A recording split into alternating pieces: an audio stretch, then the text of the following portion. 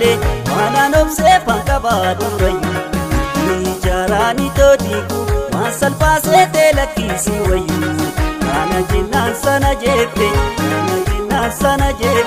waanuma saatan wallaalee amma olii gadi kaatu ani jiru keelo jettu yaaddeeti yaabontu isa keeyyooma wallaalee waanaan obsee fankabaa durayyu ijaaraani toodiiku waan salphaasee teelakkisii wayyu kana jennaan sana jeefe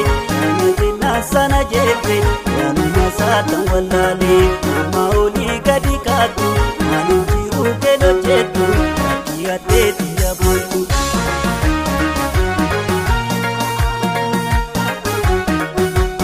Akkanatti seetee ambootti galuu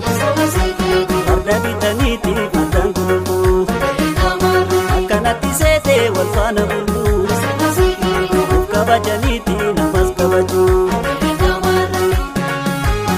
Aduma kee kana wallaalee soltee kana innistu waanuma kee ani wallaalee jettee namaa kana innistu urus ta'ee har'aa yoomuu tana galii galuu qabna ammas kana soltee dhiisii jenna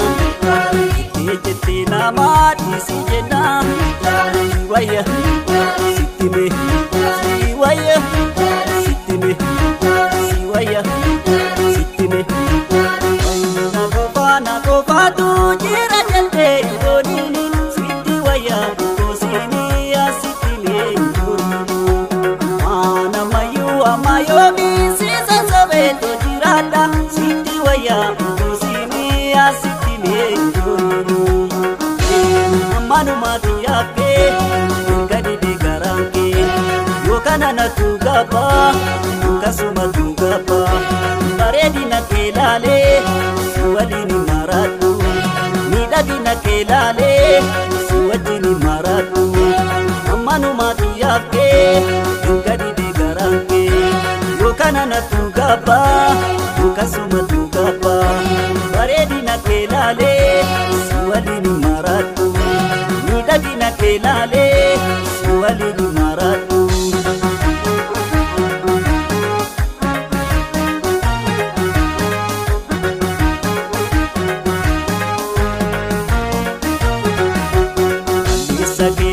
Wallaalee waanaan obsee fankabaa durayyu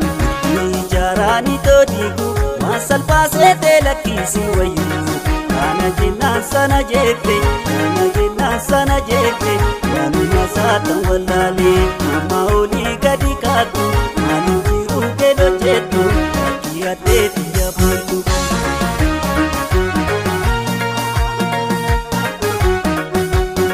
Warra galaa warra bolee duubaa